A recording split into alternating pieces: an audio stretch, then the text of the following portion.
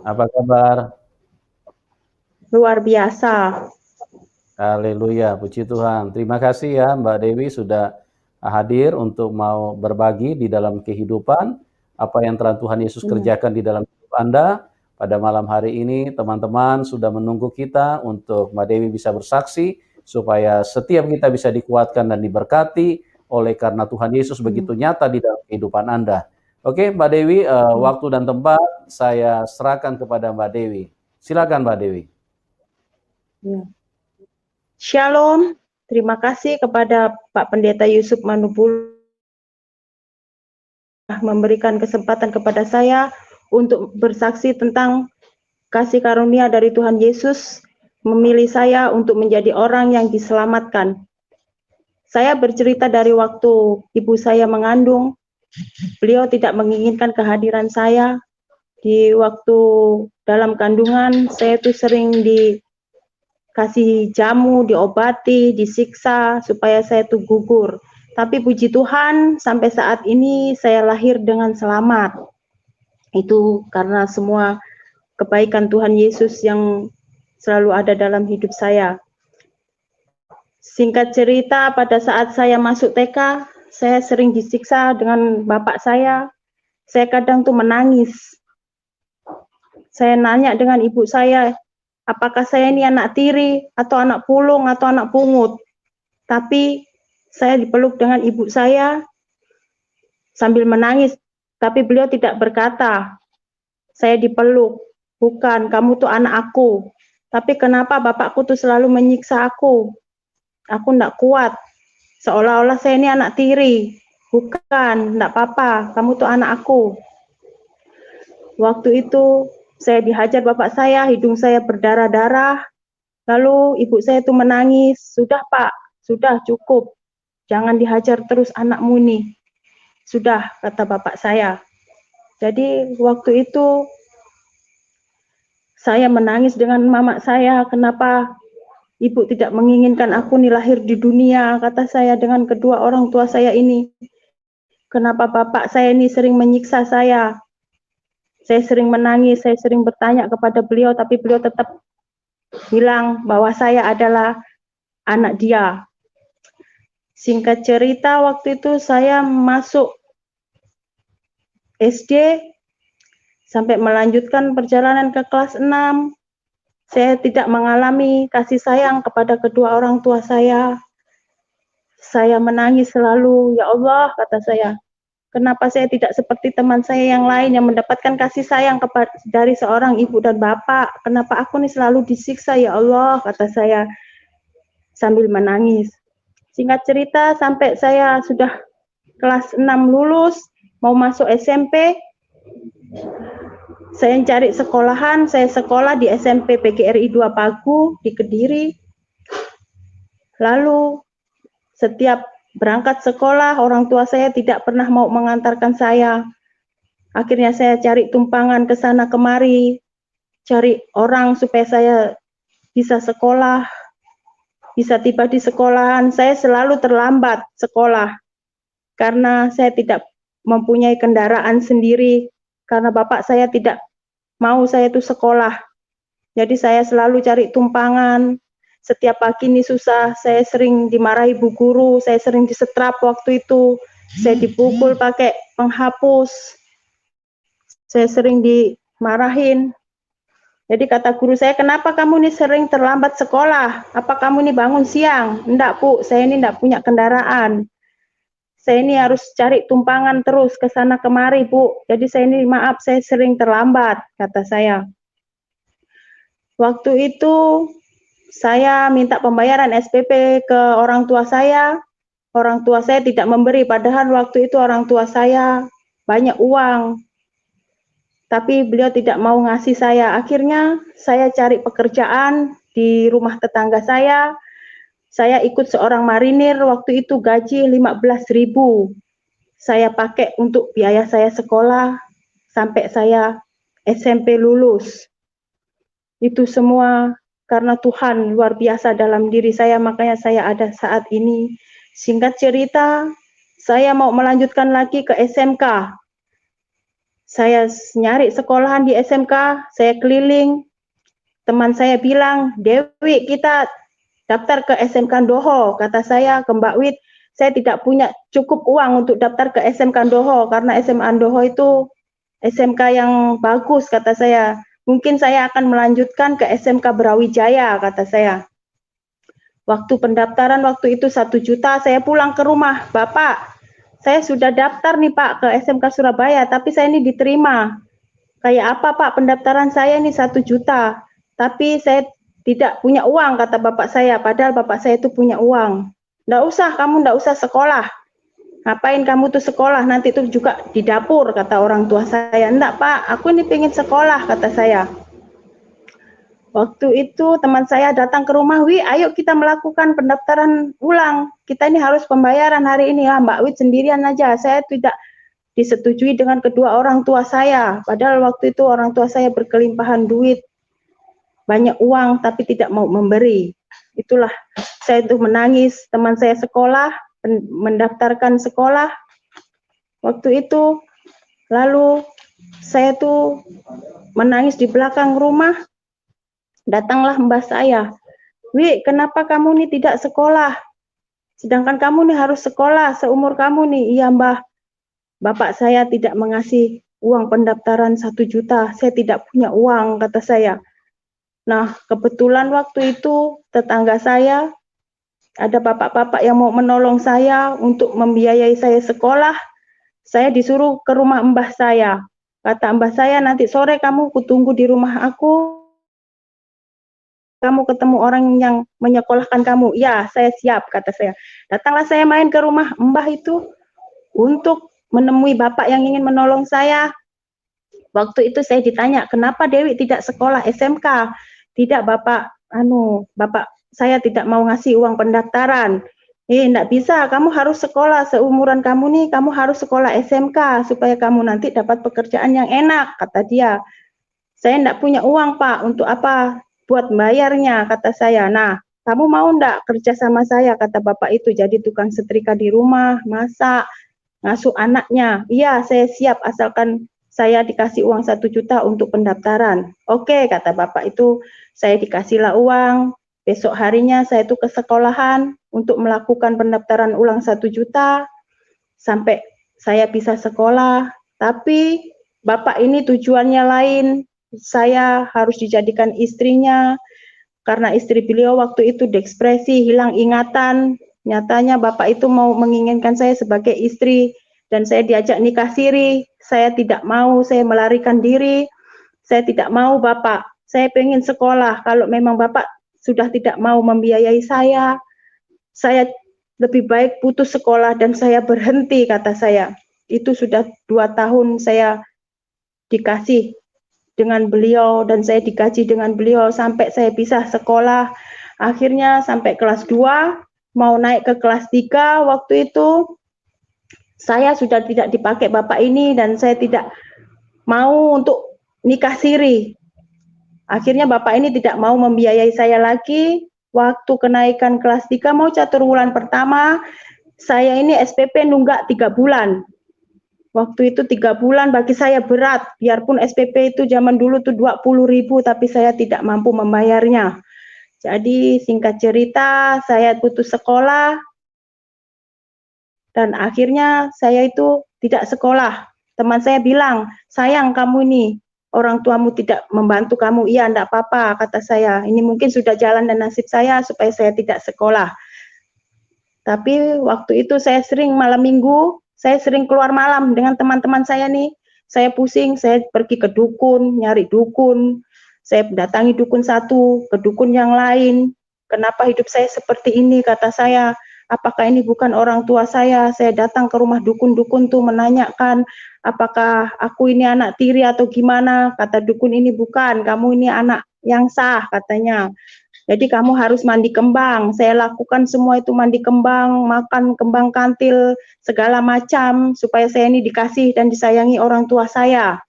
Jadi setelah saya minum air di botol aqua itu habis, saya isi lagi kembang kantilnya tuh, saya minum. Setelah air yang dikasihkan Mbah Dukun ini habis, saya tidak diterima lagi dengan orang tua saya lakukan lagi hal seperti itu, saya ke dukun lagi supaya saya dikasihani kedua orang tua saya datang lagi ke Mbah Dukun itu, Mbah, ini sudah habis Mbah reaksi obatnya, saya mau nambah lagi, saya pengen dikasihani orang tua saya lagi. Ya, kata Mbah Dukun, kamu harus mandi kembang lagi ya tengah malam, jam 12 malam. Iya Mbah, saya siap, kata saya. Saya minum lagi itu kembang mawar dengan bunga kantil, saya minum setiap hari supaya bapak saya itu kasih dengan saya, kasihan dengan saya, sayang dengan saya. Tapi setiap obat itu habis, terus-menerus saya tuh pergi ke rumah dukun. Jadi, singkat cerita, waktu itu teman saya bilang, ayo kita ke makam katanya. Waktu itu saya datang ke Gua Selomangkleng. Saya datang di situ, saya semedi, saya bertapa di situ, di Gua Selomangkleng.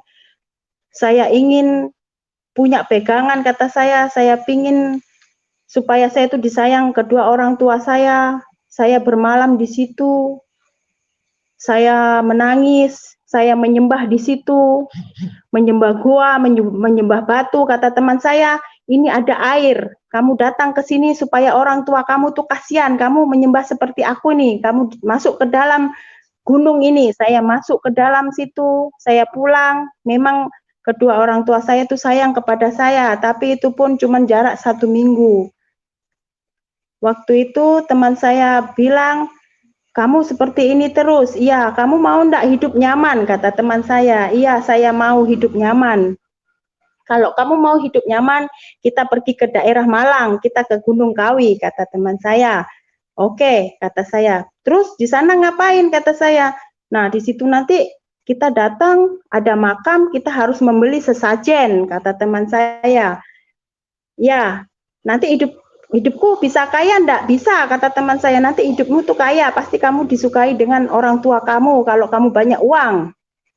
Ya, saya datang dengan teman saya ini ke Gunung Kawi. Waktu itu saya naik bis. Naik bis tuh waktu itu harga 20.000. Kami berdua, kami bawa ongkos 200.000 ke sana, kami ke Gunung Kawi.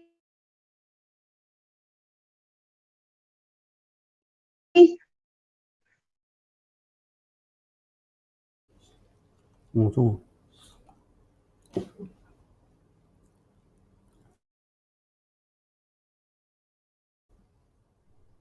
Halo, Mbak Dewi. Ya teman-teman, ini sabar, sinyalnya lagi terganggu lagi. Mbak Dewi, bisa dengar? Jadi di situ banyak Halo,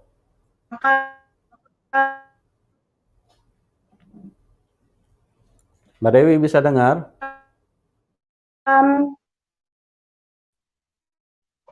banyak makam-makam. Halo, Mbak Dewi. Ya, Mbak Dewi. Mbak Dewi. Ya sabar ya teman-teman ya. Ini sinyal kurang mendukung. Ya, kita upayakan untuk tersambung kembali sama Ibu Dewi ya. Sabar teman-teman ya. Oke, nanti segera dihubungkan kembali ke Ibu Dewi supaya bisa masuk ulang. Memang jaringan seringkali seperti ini, saya juga tidak paham apa karena ini memang cuaca karena hujan atau apa ya. Ya, tiba-tiba bisa tidak stabil dan hilang. Oke, kita coba hubungkan kembali. Ya. Jadi Ibu Dewi ini adalah satu pribadi yang mengalami tekanan yang cukup hebat, baik dari dalam keluarganya sendiri, karena dia merasa dia diperlakukan dengan keras, dengan kasar, bahkan papanya sendiri sering menganiaya beliau. Tetapi hal itu membuat Mbak Dewi menjadi tidak nyaman, bahkan berusaha untuk mencari pertolongan ya di dalam menjalankan imannya, keyakinannya di tengah-tengah kehidupannya yang serba tidak jelas. Dia coba berusaha untuk supaya kuasa-kuasa okultisme atau dukun-dukun yang dia datangi itu bisa membuat dia mendapat pengasih atau sesuatu yang bisa membuat orang lain berbelas kasihan kepada dia, khususnya orang tuanya. Tapi ternyata dukun-dukun yang dia datangi, kuasa okultisme yang dia jumpai atau dia geluti atau dia jalankan sebagai orang yang ingin memiliki kuasa supaya orang tuanya bisa mengasihi dia dan hidupnya bisa mendapatkan kebahagiaan, tapi ternyata tidak. Semua kuasa-kuasa dunia tidak ada yang mampu, ya. Di dalam hidup ini saya perlu tegaskan kepada kita bahwa hanya ada dua kuasa. Hanya ada dua kuasa. Kuasa Tuhan dan kuasa setan.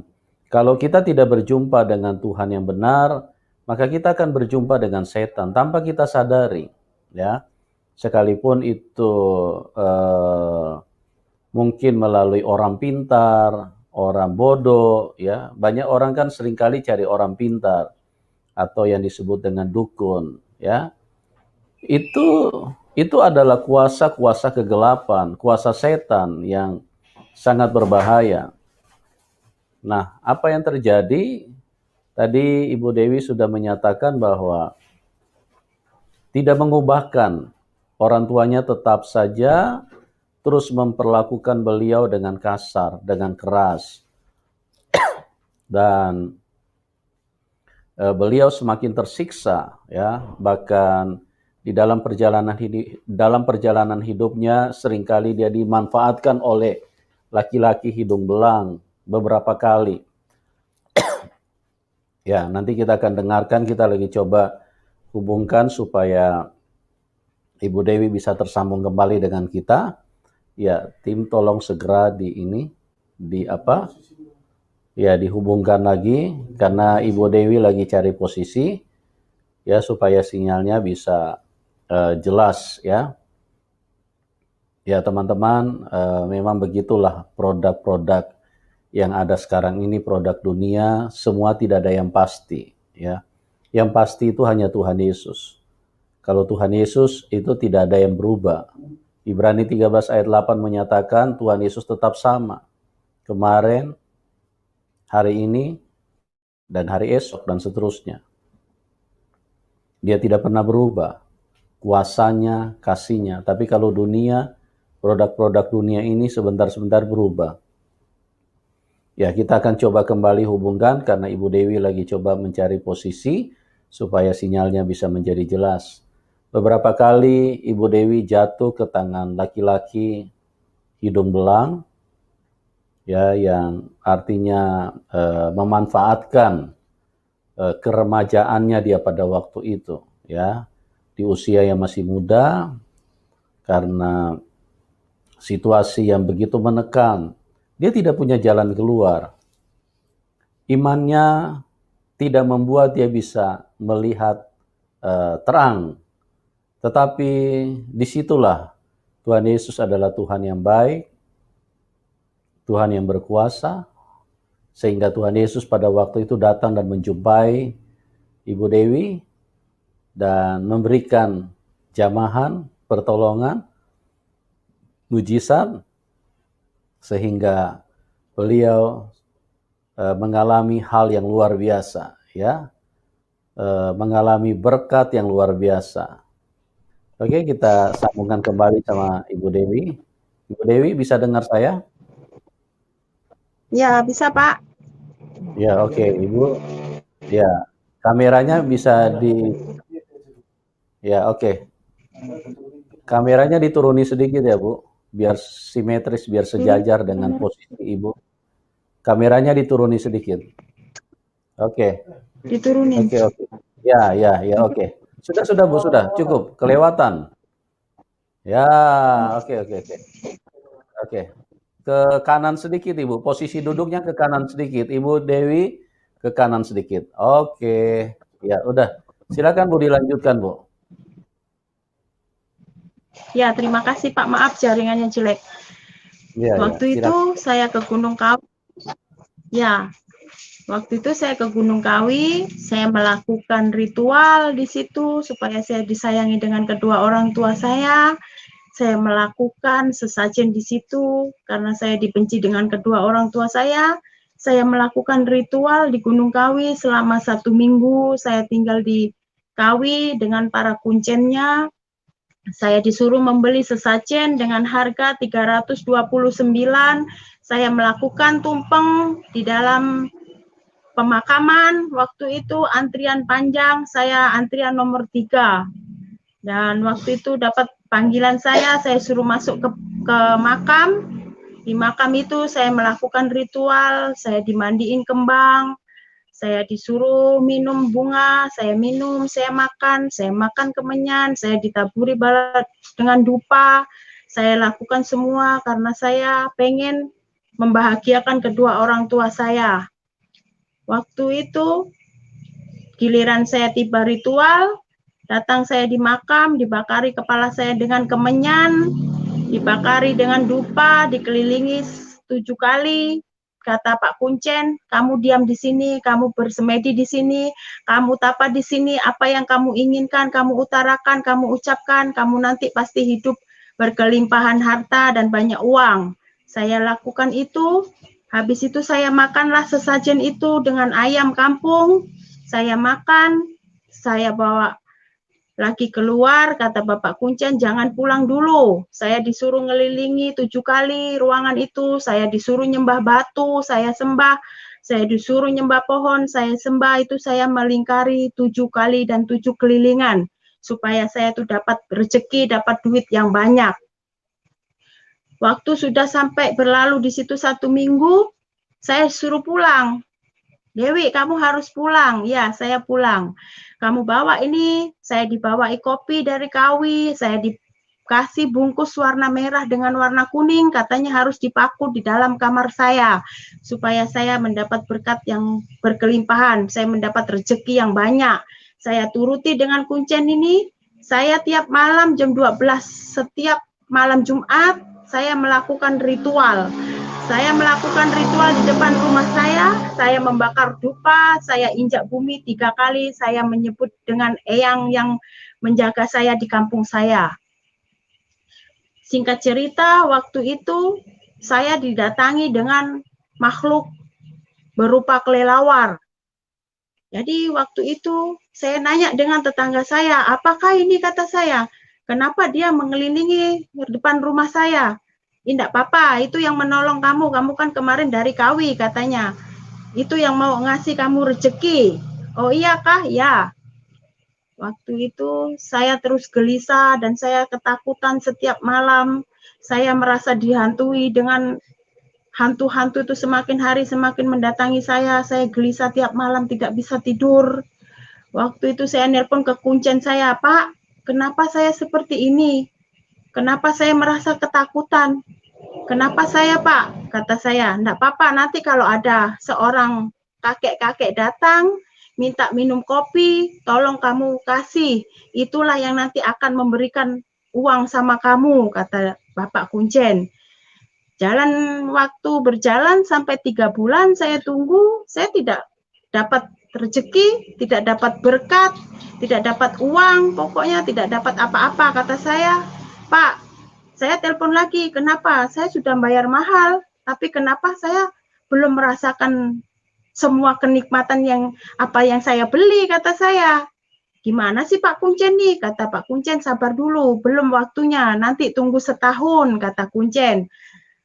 Waktu itu bapak saya memang, saya harus jadi tulang punggungnya, saya harus mencari uang buat mereka. Saya waktu itu menafkahi adik saya masih kecil, masih SD, adik saya harus sekolah. Tapi bapak saya itu memang mata duitan, saya harus kerja. Kalau bapak saya itu saya kasih uang, saya disayang. Tapi kalau saya tidak membawa uang, saya pasti dihajar terus-menerus. Waktu itu singkat cerita, ada tetangga saya bilang seperti ini, Wi, ya, kamu mau ndak datangi makam Pak Demu? Kata orang tetangga saya, Pak D yang mana? Saya kan gitu. Ada kakak bapakmu tuh meninggal, makamnya tuh luar biasa katanya. Kalau kamu mau ke situ, ke makam Pak D kamu itu katanya, disitulah nanti kamu pasti dikasih dengan orang tuamu, karena makam Pak Demu tuh sangat sakral dan semua orang susah menderita semua ke situ katanya. Saya coba, saya minta kasih tahu di mana tempat makam Pak D saya yang meninggal. Kata saya ke tetangga saya, ayo ku antar. Di bawah pohon itu kan di makam itu ada pohon besar, pohon Kamboja, tapi paling besar, terus bentuknya itu lain daripada yang lain. Nah, Pak D saya tuh di bawah itu makamnya. Saya datangilah dengan Pak D saya ngambil tanah. Ambillah tanah Pak D kamu taburkan di depan rumah kamu. Pasti kamu nanti tuh enak hidup kamu. Iya, kata saya, pasti kamu tuh nanti senanglah orang tuamu, kamu enggak bakal menderita, enggak bakal susah. Pokoknya kamu hidup kaya, kata tetangga saya. Saya lakukan, saya ambil tanah segenggam, saya ambil, saya bawa pulang, saya taburkan sambil saya ngomong, ya Allah, ini tanah ini kutaburkan di sini supaya Pak Deku ini ngasih rezeki, ngasih uang dengan saya, aku disayang mamaku, disayang bapakku, kata saya. Saya tabur di situ. Selang 1 minggu ada sosok besar di dalam pagar di depan rumah saya, sosok semacam genderuwo. Saya tuh takut. Kata Pak Rantu almarhum, nggak usah takut, itu tuh Pak Ade kamu yang akan menjagakan kamu, katanya. Pokoknya kamu nanti itu ditolong dengan dia, itu yang akan menyelamatkan kamu, kata Pak Ran. Jadi semakin mendekati saya itu sesosok halus. Saya takut, semakin saya menjerit.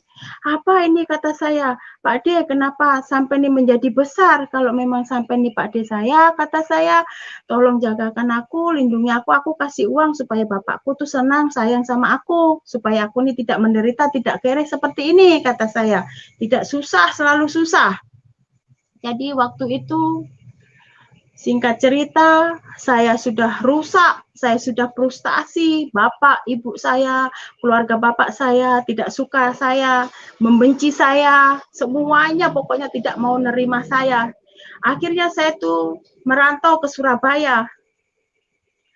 Waktu saya tinggalkan semua, saya pergi ke Surabaya, saya datangi kakak saya bilang ke kakak saya, Mas, aku ki pengen kerja, kata saya. Aku ki selalu menderita seperti ini, tolonglah sampai carikan pekerjaan, biarpun jadi apa aja itu. Kata kakak saya, kamu aja SMK ndak lulus, mau kerja apa? Di sini nih yang dicari nih SMK, kata kakak saya. Kakak saya waktu itu bekerja di perusahaan sepeda, pabrik Tiger namanya, bikin sepeda ontel. Jadi kata kakak saya, ndak bisa, kamu ikut aku aja, nanti ku carikan, mau kerja apa aja nanti ku carikan. Ya, kata saya ikut kakak saya waktu itu umur sampai 3 bulan, saya ikut dengan kakak saya, akhirnya saya bekerja di sablon, selama 1 tahun saya bekerja di sablon, akhirnya gaji itu saya tidak bisa menikmati gaji saya. Bapak saya tuh setiap minggu datang ke kakak saya mengambil gaji saya pertama, kedua, ketiga, keempat semua diambil bapak saya. Akhirnya setahun saya ikut kakak saya sudah mengenal dunia luar, saya bebas. Saya pokoknya bebas ke sana kemari, namanya anak ABG waktu itu saya brutal, saya nakal. Saya tahu pokoknya datang ke Surabaya waktu itu ada zaman dulu Tunjungan Plaza. Saya masuk ke Tunjungan Plaza, saya nyari pekerjaan dengan teman saya ini. Di situ adalah yang namanya biliar. Saya masuk ke biliar, saya menukan bola sodok, saya ikut jadi skorgil waktu itu, gaji saya cuma 500.000 sebulan. Belum bayar kontrakan, belum ini, belum itu, kata saya. Saya kerja di Tunjungan Plaza selama 4 tahun jadi skorgil biliar. Tapi waktu itu manajer saya suka sama saya, tapi saya menolak, saya tidak mau untuk nikah siri. Manajer saya itu mau menikahi saya karena saya tidak mau, akhirnya saya dipecat.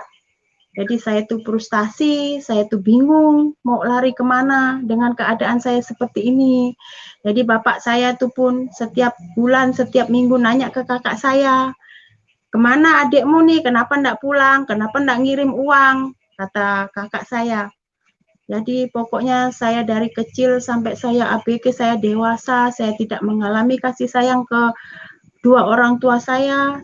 Saya selalu pergi ke dukun, saya memuji hal-hal yang menyembah berhala-berhala, saya datangi, batu-batu saya datangi. Akhirnya saya, singkat cerita, 4 tahun kerja di Tunjungan Plaza, saya pulang lagi ke rumah kakak saya. Pulang ke rumah kakak saya, ikut lagi dengan kakak saya, namanya pergaulan bebas nih, kakak saya ini juga tidak mengontrol dengan saya itu merajalela pokoknya tuh. Pulang malam, pulang malam, pulang malam tiap hari. Saking stresnya saya frustasi. Begitukah kedua orang tua saya membenci saya ini, ya Allah, kata saya. Kayak apa setiap aku pulang ini, ya Allah, aku tidak pernah disayang sama kedua orang tua saya. Saya tidak pernah mengalami kasih sayang dengan kedua orang tua saya. Akhirnya saya tuh rusak. Saya setiap hari, setiap detik saya tuh ikut lagi dengan teman saya, dibawalah teman saya ini ke Yogyakarta untuk melakukan ritual lagi. Saya tidak pernah tahu Allah saya tuh, pokoknya saya tuh taunya saya menyembah berhala-berhala. Saya datang lagi ke Yogyakarta, kata teman saya, kamu harus tunggu di sini, kita duduk di laut sini, kata teman saya. Ya, kata saya mau. Saya duduklah di laut, di pantai selatan tuh, saya duduk di situ dengan teman saya. Nanti kamu pasti ketemu dengan roh-roh jahat di sini. Saya takut, enggak apa-apa. Saya ikut Mamah Pur waktu itu ke sana untuk mengikuti ritual. Saya dimandiin di situ, dibakari dupa lagi, dibakari menyan, suruh makan bunga kantil, itu semua saya makan. Saya telan dalam tubuh saya ini. Tapi sudah selang di Jogja itu selama 2 minggu, saya sudah tidak punya uang. Kata saya, Mama, saya tidak bisa melanjutkan ritual lagi karena saya tidak punya uang. Nah, kamu harus kerja lagi supaya kamu ini bisa hidup enak. Tapi saya tuh sudah di Gunung Kawi, sudah apa, tapi kenapa saya tidak nyaman, kata saya kan. Saya tidak enak, kata saya, hidup saya berkelimpahan seperti ini. Terus ketakutan, kata saya dengan Mama Purni, enggak apa-apa, pokoknya kamu harus ke dukun terus, supaya kamu tuh, hidup kamu tuh enak. Ya, singkat cerita waktu itu, saya datang ke rumah kakak saya minta uang. Kakak, Mas, oleh ndak aku njaluk duit, kata saya. Arep gopo, kata kakak saya ini. Aku pengen jualan kopi. Berapa modalnya, kata kakak saya, kasih aku 500.000 aja. Nah, selang tuh sama kakak saya, tunggu aku gajian ya, nanti kamu jualan ya. Waktu itu dikasihlah dengan kakak saya uang 500.000, saya jualan kopi di daerah THR, daerah Surabaya THR. Saya jualan di depan kafe THR, kafe itu bukanya setiap malam jam 9, tutup jam 2 malam pagi. Saya jualan di situ, di depan kafe situ, saya bikin meja kecil-kecilan di depan, saya berteman dengan para purel-purel. Jadi purel-purel itu banyak teman saya karena makan di warung saya tuh, makan kopi, makan mie di warung saya. Akhirnya ada seorang mami-mami itu mendatangi saya, namanya Mami Loren waktu itu. Jadi datangi saya, Dewi, iya Mi, kamu ini ngapain jualan kopi? Mending kamu tuh masuk ke kafe ini jadi purel, melayani orang minum. Enggak Mi, biar aja saya seperti ini. Tapi saya pikir-pikir lagi, saya kadang jualan kopi tuh dulu tuh paling 1.500, enggak cukup. Kadang saya tuh ada mau terjun menjadi purel, tapi saya naik turunkan lagi, saya pikir lagi, saya seperti ini demi orang tua saya sampai brutal, nakal. Jadi kata Mami, enggak usah dipertimbangkan. Kamu kalau jadi purel itu luar biasa anunya. Gajinya gede katanya. Pasti nanti dibooking om-om, kata saya. Saya enggak bisa, enggak mau saya dibooking om-om. Enggak, kalau kamu enggak mau, enggak usah. Nah, saya coba. Warung ini saya pegangkan ke teman saya. Saya ikut menjadi waitress. Untuk melayani orang minum mengambilkan minuman sebuah bir waktu itu di THR. Jadi saya sudah diajarkan dengan mami saya seperti ini ya Dewi ya. Satu birnya ini 50.000, nanti 50-50. Mami 25, Dewi 25. Ya. Selang berjalan sampai 4-5 bulan, wah nyaman kata saya, enak dapat duit. Disitulah saya terjun terus jadi waitress. Saya pakai rok seksi-seksi, rok mini. Tapi selalu tidak pernah pegang uang. Saya tuh habis terus uang ini. Jadi kata mami saya, Dewi, ada om-om nih, mau sama kamu. Kira-kira kamu mau enggak? Saya lihat dulu orangnya seperti apa, kata saya. Enggak apa-apa, kamu nanti tuh pulang bawa uang berjuta-juta, kata mami saya. Enggak mau Mi, biar aja aku jadi waitress, enggak apa-apa, gaji bulanan. Kadang kan pulang malam jam 2, jam 3 saya dapat tip dari tamu, kadang 50.000. Kalau yang baik tuh kadang saya dikasih 100.000. Jadi saya lakukan jadi waitress di situ selama 3 tahun. Semakin hari semakin dihantui, saya tuh semakin gelisah, semakin merasa ketakutan, saya tuh bingung, saya frustasi, dan saya tuh pokoknya ada rasa di hati saya ini kecewa dengan kedua orang tua saya. Kenapa orang tua saya membiarkan saya seperti ini? Saya dari kecil sampai SMP, SMK, saya cari uang sendiri demi menghidupi kedua orang tua saya. Jadi setiap bulan saya mengirim sebuah beras, sebuah minuman, kopi. Waktu itu bapak saya ngerokoknya kencang. Waktu itu rokok bapak saya bentul biru. Saya setiap hari, setiap pulang membelikan rokok tuh 1 slop. Di situ saya mulai disukai dengan bapak saya karena saya banyak uang. Karena saya kerja di waitress, uang saya banyak, berkelimpahan. Bapak saya suka dengan saya, senang dengan saya, memuji saya di waktu saya itu jadi waitress.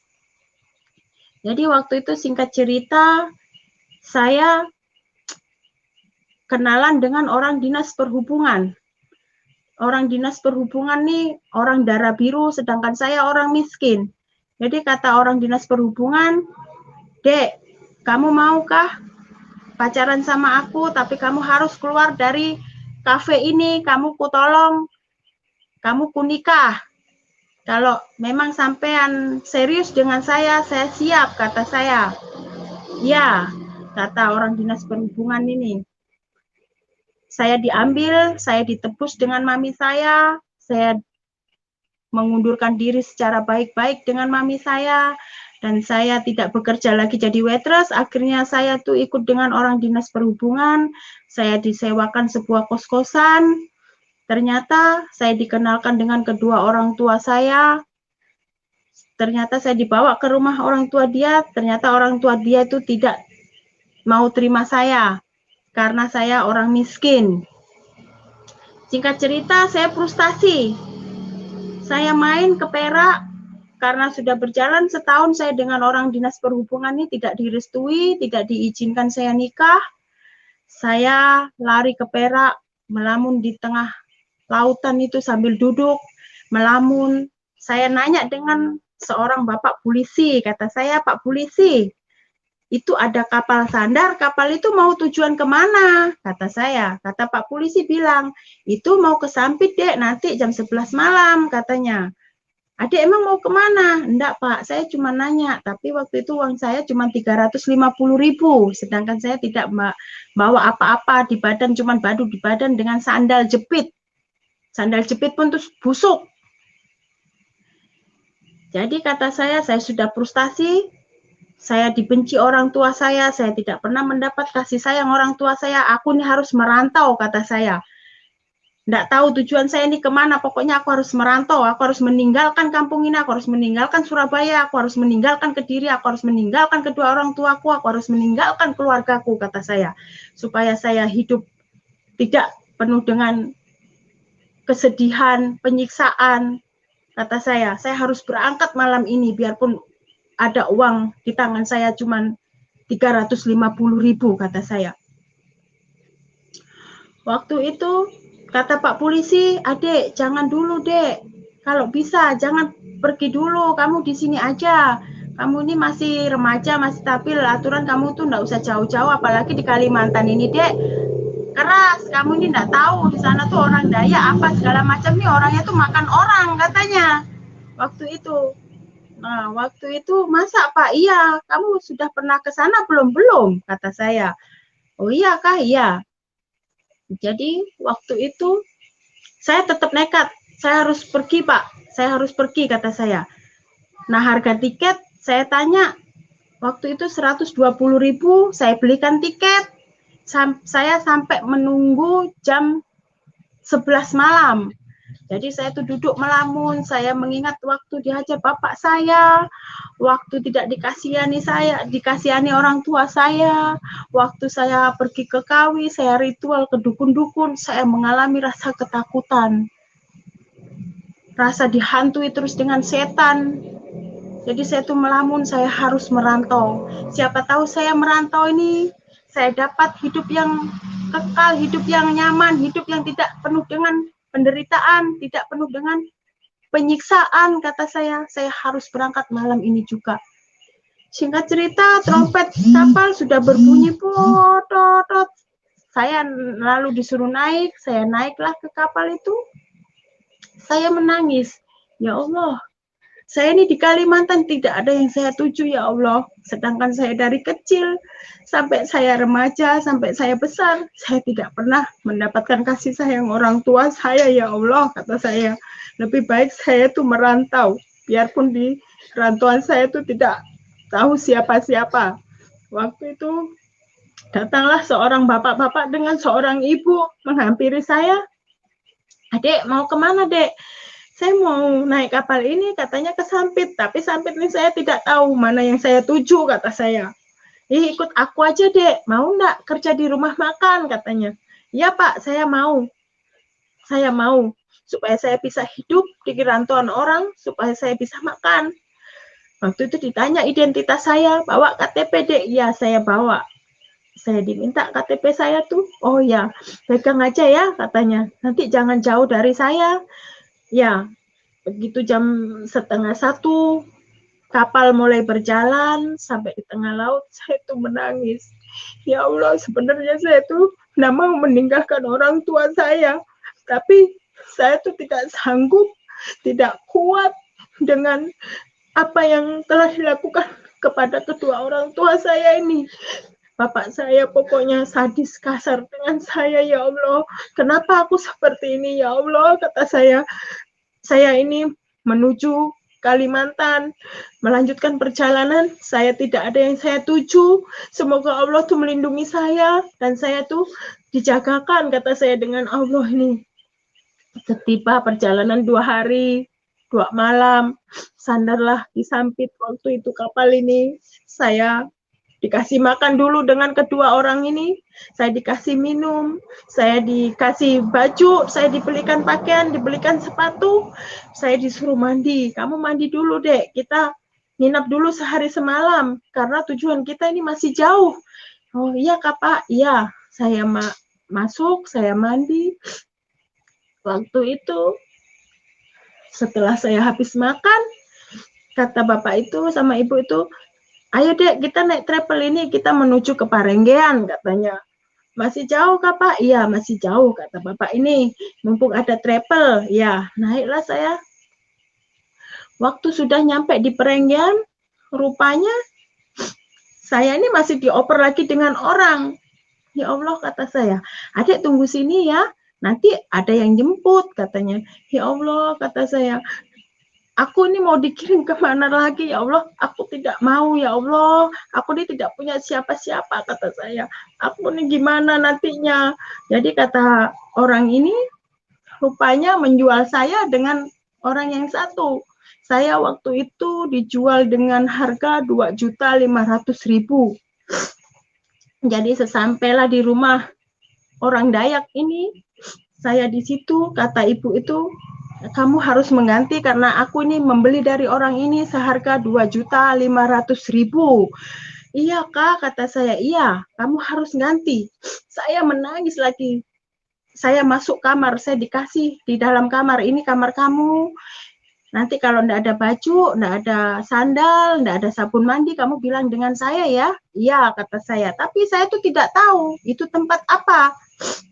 Jadi saya lihat tuh rumah kecil-kecil, kotak-kotak banyak di pinggir jalan tuh berjajar-jajar, tapi saya tidak tahu itu rumah apa, kata saya.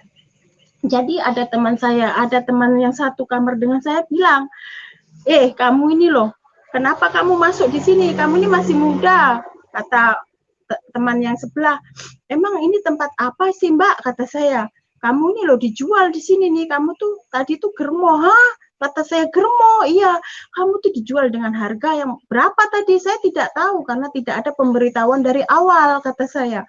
Pas saya sudah waktu 1 hari, kata ibu itu saya diketuk, adik sini dulu, duduk di sini. Sudah makan? Belum. Nah, saya diambilkan makanan dan saya dikasih minuman. Akhirnya ibu itu cerita, saya disuruh kerja di situ, saya disuruh melayani orang laki-laki, saya disuruh menjadi pelayan para pria. Kalau malam tuh hadir orang laki-laki dari perusahaan mana aja, supir-supir mana aja tuh pada datang milih perempuan. Saya tuh kaget. Ya Allah, kata seperti ini rupanya. Berarti aku nih dijual. Iya, kamu nih dijual. Kamu malam ini harus melayani orang itu. Itu tuh banyak uangnya. Tapi saya berontak, saya menolak, saya masuk ke kamar. Saya dikurung selama 1 minggu, saya tidak diberi makan, tidak diberi minum, pokoknya tidak dikasih apa-apa. Saya harus mengembalikan uang sebesar 2.500.000. Tapi saya itu menangis, ya Allah, uang segitu banyaknya saya ini tidak bisa kalau saya tidak bekerja, kata saya. Singkat cerita, waktu itu sudah saya dapat di situ 2 minggu, akhirnya ada seorang laki-laki menolong saya diketuk, ayo kamu keluar kalau memang kamu enggak mau kerja di sini, tapi aku ini ada uang waktu itu 150 saya diberi, kamu naikkan taksi, katanya kamu turun sesampainya uang ini, kata orang itu. Saya enggak kenal, oleh karena dia melihat saya menangis, melihat saya itu enggak mau melayani orang, akhirnya saya itu disuruh pulang, dibekali uang cuma 150.000. Waktu itu saya ikut travel itu, saya ikut dengan dia, ternyata uang 150.000 itu tidak cukup sampai dengan tujuan saya. Saya diturunkan di tengah sawit. Saya tidak mengenal itu daerah mana. Saya tidak tahu itu di mana. Saya berjalan kaki. Di tengah-tengah waktu itu saya turun jam 11 siang. Saya berjalan terus sepanjang jalan menyusuri sawit. Saya tidak tahu saya di mana. Perjalanan waktu sampai jam 11 malam ada sebuah supir truk muatan semen. Bapak itu menyinggahi saya. Saya dilihat compang-camping. Saya dilihat baju saya ini kotor, berbau badan saya. Sandal tuh tidak bersandal. Jadi kaki saya ini bengkak kena duri sawit nih. Jadi kata bapak, silahkan naik adik.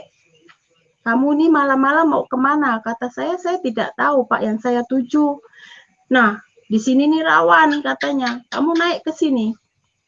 Kamu naik kata bapak ini. Iya kata saya. Saya numpang, saya takut. Ya Allah, mau dibawa kemana lagi saya ini? Ya Allah, kata saya. Saya ini mau dibawa kemana lagi? Jangan sampai saya ini, ya Allah, dibuang di tengah jalan, kata saya. Saya menderita, kata saya, ya Allah. Apa ini lagi menderita lagi, ya Allah, mau dibawa kemana dengan bapak ini? Kata bapak itu, jangan takut, kata bapak itu. Saya tidak akan mencelakai kamu, tapi aku mau menolong kamu. Kamu tujuanmu mau kemana? Tidak tahu. Nah, kamu pulang aja lagi ke Jawa, katanya. Saya enggak mau ke Jawa, sedangkan saya waktu itu baru nyampe di Sampit tuh 1 minggu. Masa saya harus ke Jawa lagi? Tidak mungkin, kata saya.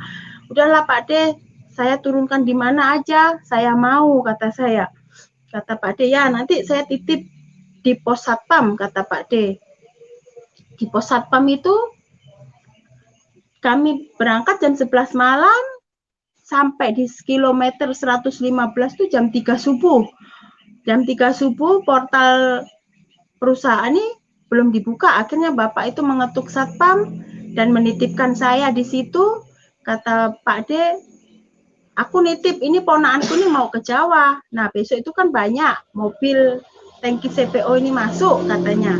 Ya besok pasti saya titipkan. Tolong ya jangan diapa-apain. Ya siap Pak, kata satpam ini kepada Pak D. Jadi saya bilang terima kasih kepada Pak D itu. Pak D itu orang Trenggalek. Jadi kata saya, terima kasih ya Pak D. Ya, kamu di sini aja ya, Ndok, katanya. Iya, Pak D, matur suwun, kata saya. Saya dikasih uang 50.000 nih untuk jajan bekalmu besok supaya kamu bisa makan. Ya. Sambil saya nunggu di pos, sambil nunggu waktu subuh, keluarlah sebuah tangki CPO jam 5 subuh waktu itu. Disetoplah dengan Pak Satpam. Jadi kata Pak Satpam, bos, bisakah aku nih numpangkan satu orang ini? Dia mau ke kota, kata Satpam. Oh bisa, kata supir itu. Jadi waktu itu saya disuruh naik dengan Pak Satpam, kamu ikut dia. Enggak apa-apa Kak Pak, nanti enggak marah Kak istrinya Pak sopir ini. Enggak apa-apa, kata Pak Satpam. Orang cuma numpang ke kota, kata Pak Satpam ini. Iya. Jadi saya naiklah, masuk di tangki CPO ini. Rupanya dalam tengah perjalanan, saya tidak tahu bahwa sopir ini seorang duda. Jadi saya ini bercanda dia nih, Mbak, kamu ini mau kemana? Nggak tahu Om, kata saya. Saya ini dari Jawa, oh mau ke Sampit ini cari kerjaan, tapi saya ini nggak ngerti kerja apa, sedangkan di sini ini kerja sawit, saya tidak pengalaman di sawit, kata saya.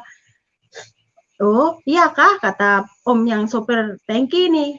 Iya katanya, kamu jangan terlalu loh, di sini nih, orangnya nih, kalau kamu tidak kenal nanti kamu bisa dijual jadi orang yang tidak benar, kata Pak sopir ini. Oh iya kah, nanti jangan-jangan sampean ini sampean punya istri lalu bilang tidak punya istri, kata saya tidak mau mengganggu rumah tangga orang, kata saya kepada Bapak supir ini kan. Kata Pak supir ini, oh enggak, aku duda, tapi aku nih orang Kristen, kata, apalagi orang Kristen, aku enggak mau, saya enggak mau, kata saya, aku anak dua, duda, kata beliau. Kalau kamu mau nikah sama aku, kata beliau, tapi kamu harus masuk Kristen. Enggak, saya itu menolak, pokoknya saya tidak mau menikah dengan orang Kristen, kata saya. Kalau enggak, Bapak, saya minta turun di sini, kata saya, karena saya tidak mau masuk Kristen. Saya tidak mau pokoknya. Jadi kata Pak sopir, udahlah, enggak apa-apa, oke, kalau kamu enggak mau nikah sama aku, enggak apa-apa, kamu ikut aku aja, nanti sampai sana, kita makan dulu, kita ngomong-ngomong, enggak apa-apa, kalau memang kamu enggak mau dengan agama aku, katanya. Aku pun enggak mau kalau masuk ke Islam, kata Bapak supir ini. Akhirnya singkat cerita nyampe lah di sebuah pabrik CPO. Saya ditaruh, dititip di rumah makan. Ibu tolong ya, ini kasih makan, kasih minum, saya mau muat dulu, kata ibu warung. Iya, tinggal aja di sini biar sama saya, kata ibu warung. Ya. Jadi kata bapak itu, kamu tunggu di sini ya dek, aku mau masuk muat ngambil minyak CPO, kamu jangan kemana-mana. Iya, kata saya. Saya pikir orang ini, baru ini saya mendapatkan kasih sayang yang luar biasa. Di sini saya merasakan kehangatan kayak seorang bapak. Jadi saya tuh menangis, ya Allah, baru ini aku tuh mendapat orang kasih sayang sama aku, pengertian sama aku. Dari kecil sampai besar, baru ini saya tuh merasakan kasih sayang yang pokoknya menyentuh di hati saya. Saya tuh mikir lagi, daripada saya tuh reo di Kalimantan, saya tidak tahu jalur mana-mana. Udahlah, enggak apa-apalah, aku masuk Kristen, kata saya. Udah aku terima aja lah lelaki ini. Kalau memang benar dia tuh duda, kata saya. Waktu itu sudah jam 12 siang, beliau datang, ayo kita melanjutkan perjalanan, kamu kubawa ke pembongkaran CPO di daerah Kala Bumi Harjo SP2 waktu itu bongkarnya. Jadi saya ikut, saya naik lagi, waktu itu beliau bawa tangki nomor 24. Jadi saya naik ke sebuah tangki, saya dibawa, saya sambil dinasihati, kamu ini masih gadis, masih cantik, katanya, jangan kemana-mana, pokoknya kalau kamu memang mau, kamu nikah sama aku, pokoknya kamu tuh kata beliau nih, aku enggak akan nyanyiakan kamu. Semua lelaki itu biasanya menggombal, Pak. Saya enggak mau, kata saya. Biasanya lelaki itu hanya hawa nafsunya aja, kata saya. Nanti saya ditinggalkan lagi, saya enggak mau. Enggak apa-apa, Dek. Tapi kamu harus terima Yesus, katanya. enggak mau, apalagi agama kafir macam itu, kata saya.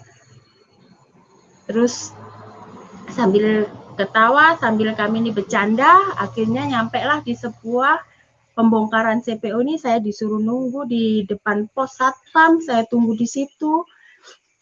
Habis itu selesai jam 3 sore. Waktu itu perjalanan pulang kami itu malam. Malam, kata bapak ini, kamu tidur di mana ya? Ya, saya kan enggak punya siapa-siapa di sini, kata saya.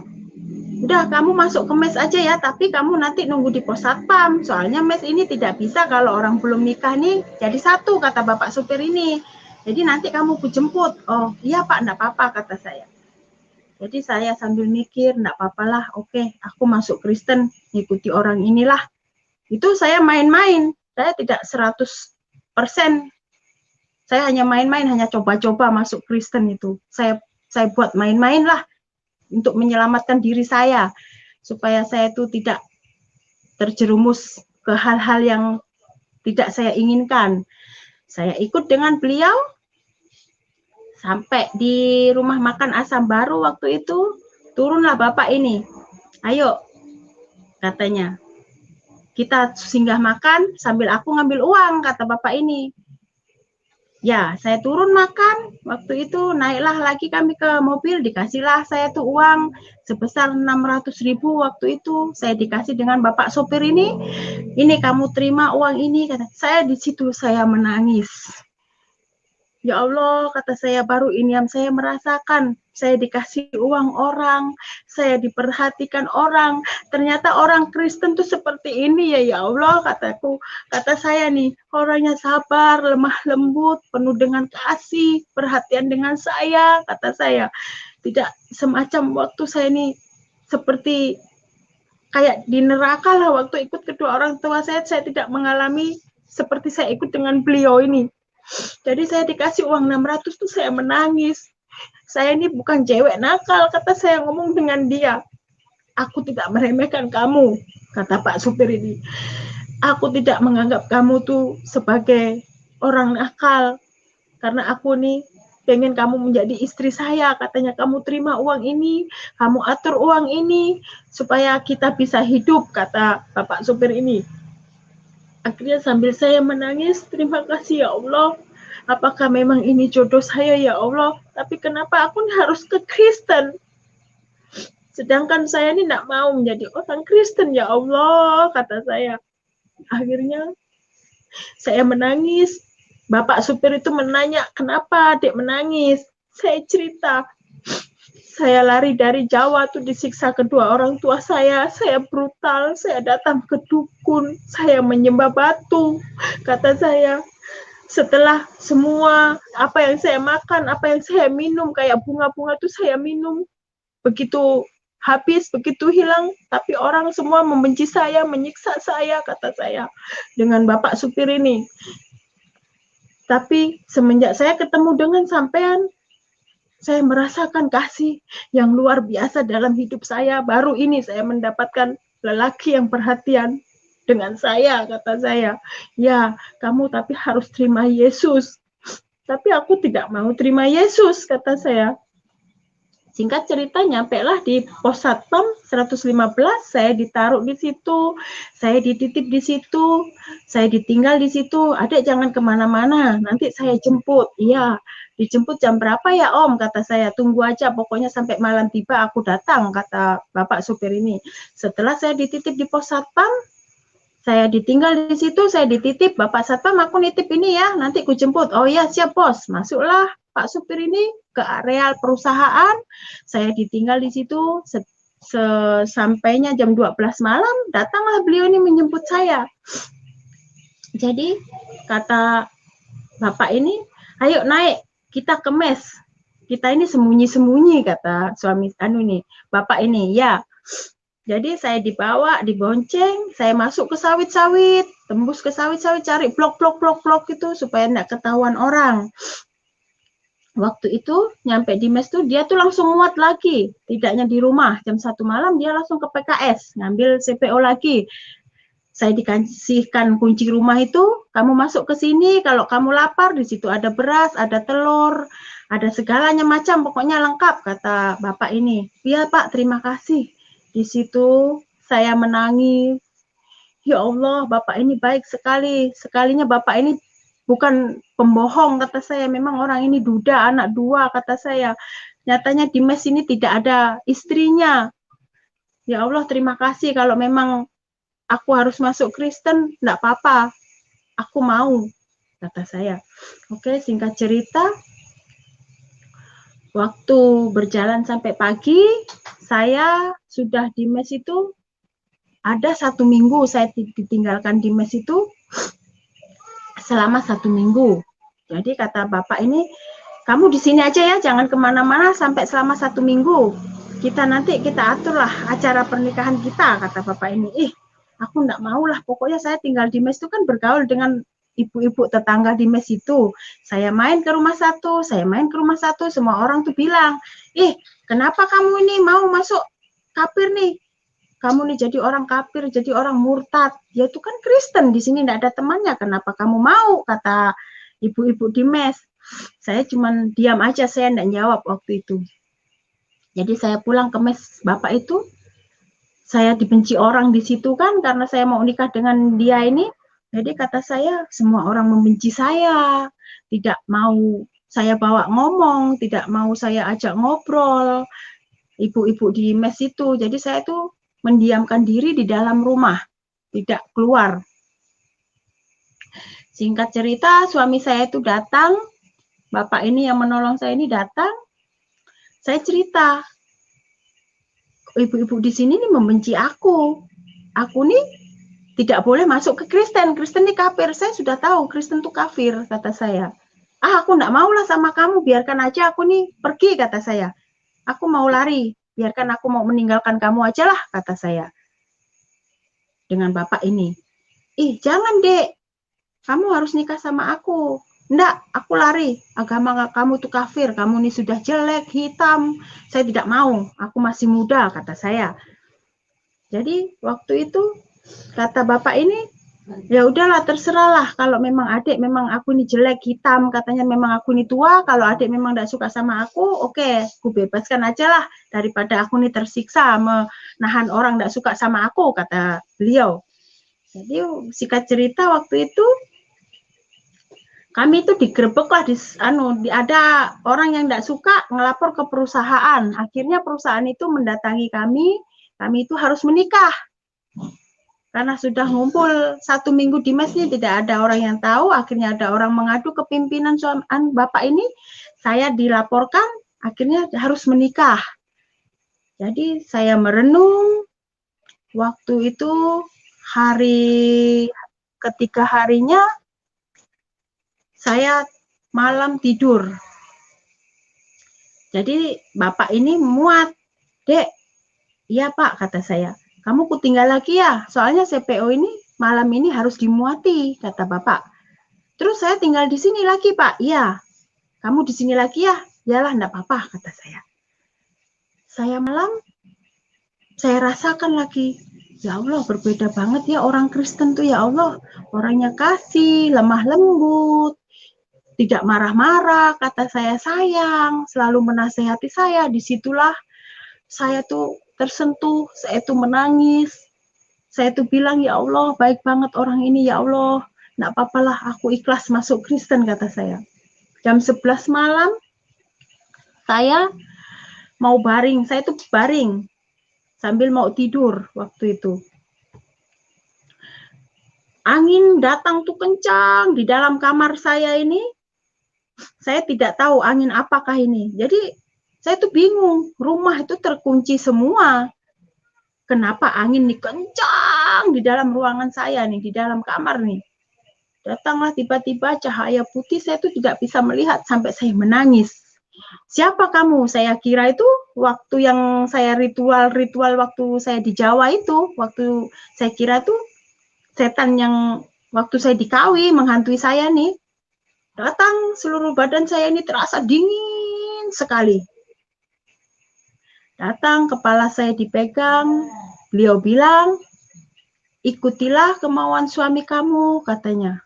Datanglah di hari Minggu, kutunggu di situ kamu akan melihat aku. Woi, kata saya, setan apa ini? Ah, enggaklah, ini setan. Kenapa setan ini datang menghantui aku terus, kata saya. Begitu membalikkan badan, dengan angin kencang lagi, saya kejar. Setan apa kamu ini? Ngomong sekarang. Saya itu tidak, saya tantang waktu itu, saya tidak takut. Sini kalau berani hadapi aku, kata saya. Setan apa kamu ini? Membelakangi saya, beliau pergi, saya tuh bangun, saya kejar, saya cari.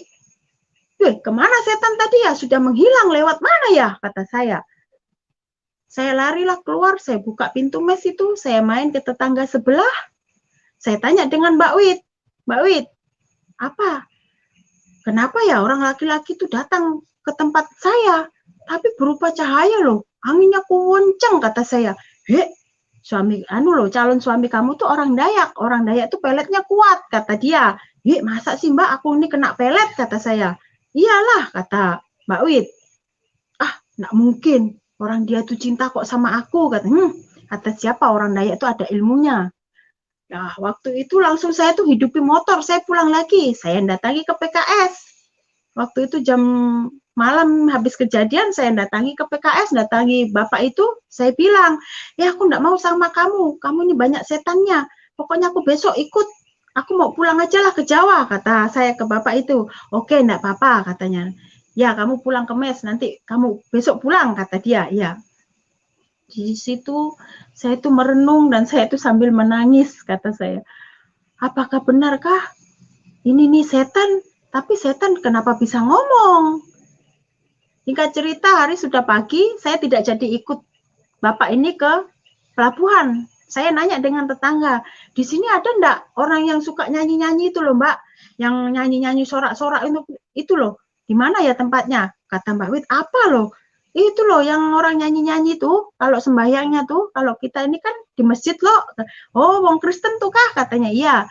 Ada, kamu masuk aja di sana, katanya. Di kebun ini terus lurus kamu masuk.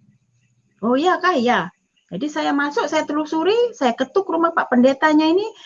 Assalamualaikum, kata saya. Kata Pak Pendeta, waalaikumsalam. Oh, ada apa Mbak? Bapak, saya bisakah pinjam kunci gereja? Saya tuh pengen masuk. Oh, bisa, katanya. Di situ saya masuk, saya lihat, saya putar-putar keliling. Tapi enggak mungkin lah, masa orang ini, kata saya, enggak mungkin, pasti itu setan, kata saya. Saya tidak percaya, saya belum percaya. Enggak mungkin lah. Pulanglah saya tuh, ya Pak terima kasih. Kenapa Mbak? Enggak, kata saya. Saya pulang lagi ke mes itu. Nah, waktu itu beliau datang dan selang dapat 2 minggu saya tinggal di mes, akhirnya kata beliau, kamu siap enggak nikah dengan saya? Kata beliau. Ya, saya siap, tapi saya belum menerima Yesus sepenuhnya. Ya, kalau memang kamu siap, kamu harus pulang ke rumah orang tua saya. Rumah orang tuanya di Pangkalan Bun waktu itu. Orang tuanya tinggal di rumah kakak bapak ini. Jadi saya dibawalah ke rumah kakak bapak ini. Di situ saya dikenalkan dengan orang tuanya, dengan saudara-saudaranya. Lalu kakak almarhum ini bilang dengan saya, adikku ini susah, kere, katanya. Kristen lagi, apakah kamu siap menghadapi semua ini, sedangkan dia ini punya anak, apalagi agama kami ini Kristen. Kata saya, iya saya siap, tapi saya tidak mau mendengar, kalau saya nanti mati, kamu masuk Islam lagi, saya tidak terima, kata kakak saya ini. Ya, saya siap, saya terima, kata saya. Waktu itu saya tinggal di kota. Tinggal di kota ini, kakak saya ini rajin ke gereja setiap pagi nih, calon kakak ipar saya ini setiap pagi tuh rajin lah ke gereja. Akhirnya saya tetap tidak percaya, saya tidak mau datang ke gereja. Kata kakak saya, Dek, kamu maunya di gereja apa? Katanya, saya kan enggak tahu gereja apa, kata saya. Jadi saya sudah 2 hari di rumah kakak saya menelusuri di gereja daerah Pangkalan Bun. saya menemukan sebuah gereja namanya Gereja Bukit Sion. Saya datang di situ. Hari Minggu pertama saya datang, saya ditanya dengan Bapak Pendeta, Ibu orang baru ya? Iya Pak, saya baru ini, saya masuk gereja katanya. Oh iya Kak, nah nanti kita ngobrol ya kata Bapak ini. Ya, ya kata saya. Di situ saya ikut ibadah, rasa dingin sekali. Saya menyembah memuji Tuhan, padahal saya tuh tidak bisa apa-apa, berdoa pun saya tidak bisa. Apalagi menyanyi. Jadi saya tuh berdiam, toleh sana, toleh sini, melihat orang ibadah tuh tengok sana, tengok sini. Bingung. Orang semua melambaikan tangan, memuji, memuliakan Tuhan. Saya tuh diam karena saya tidak tahu. Jadi waktu itu lama semakin hari saya mengenal Tuhan, saya aktif, tibalah waktu pemberkatan. Waktu itu kan saya disuruh belajar Alkitab ini sebulan karena saya ini tidak tahu kan. Sedikit-sedikit kata Bapak Pendeta, kamu harus tahu ya, kata saya. Setelah saya pemberkatan nikah, uang sepeser kami itu tidak ada di tangan. Mau pemberkatan nikah, mau acara nikah, saya tidak ada uang, calon suami saya pun tidak ada uang, jadi semua dana itu, semuanya yang mengeluarkan kakak pertama suami saya. Jadi saya sudah sah menjadi istrinya, singkat cerita saya dibawalah pulang lagi ke mes. Dan disitulah saya mulai merasakan, dan disitulah saya mulai menjadi orang Kristen. Saya diterima Tuhan Yesus, saya dan diselamatkan dengan Tuhan Yesus. Jadi berkat itu mengalir luar biasa dalam hidup saya. Saya bersyukur kepada Tuhan. Tuhan tuh memelihara saya, memberikan berkat kepada saya yang berkelimpahan dan berkecukupan waktu itu. Jadi saya tuh tetap tidak percaya. Saya sudah nikah dengan suami saya melahirkan anak saya tidak percaya. Ah, enggak, kata saya. Jadi saya hamil, melahirkan anak saya itu busuk, berbau seperti bangkai. Sudah 4 hari di rumah, tapi dia masih bertahan hidup. Jadi saya bilang, ya Allah, seperti ini anakku. Apakah ini dosa kutuk waktu dulu ya? Sering saya ke dukun, ke apa, kata saya. Tidak, karena engkau menyangkal saya, katanya. Karena engkau tidak setia. Saya itu terngiang-ngiang di telinga saya. Kamu tidak setia, katanya. Hah, masa sih, kata saya, anakku seperti ini. Jadi anak saya itu umur 4 hari, berbau busuk. Saya sangka meninggal di mes. Umur 4 hari, saya minta rujukan di perusahaan, saya tidak dikasih rujukan. Jadi anak ini harus dibawa ke kota. Jarak kota kami itu 105 km menuju ke Pangkalan Bun ini. Jadi saya numpang sebuah kendaraan busuk. Kendaraan ini tidak layak pakai, kami tumpangi, hanya satu-satunya itu mobil yang bisa kami tumpangi. Saya gendong anak saya bawa anak saya naik mobil itu. Jadi kata Pak sopir ini, Mbak, saya tidak berani bawa dengan Bapak ini, apalagi bawa bayinya ini mati apa gimana Mbak, ini mayat katanya. Nggak tahu juga anak saya ini mati apa hidup, kata saya. Mbak, ini mayat, kata Bapak sopir itu. Jadi kata suami saya, enggak, bukan, ini anak saya sakit, kata suami saya, kita harus bawa cepat ke rumah sakit. Iya, oke, kata Bapak, kita naik, tapi mobil saya ini keadaannya memang seperti ini. Ya, enggak apa-apa. Mobil itu pokoknya tidak layak pakai, tapi Tuhan, kemuliaan Tuhan dahsyat dalam hidup saya. Di situ saya mengalami kasih anugerah yang dahsyat dalam kehidupan saya pribadi. Saya bawa anak saya itu di turunan rem tuh blong, tidak ada sama sekali rem. Jadi kami itu teriak, Yesus, kata saya. Yesus, aku percaya Engkau, kata saya. Aku mau ikut Engkau Tuhan. Aku tidak mau berkhianat dari Engkau. Karena Engkau juru selamatku Tuhan. Engkau sudah menyelamatkan jiwaku Yesus. Aku percaya Engkau, kata saya. Sambil saya itu melihat anak saya ini sudah tidak berdaya lagi. Waktu itu tiba-tiba mobil itu mendadak berhenti di pinggir jalan. Kasihlah minum anak saya ini.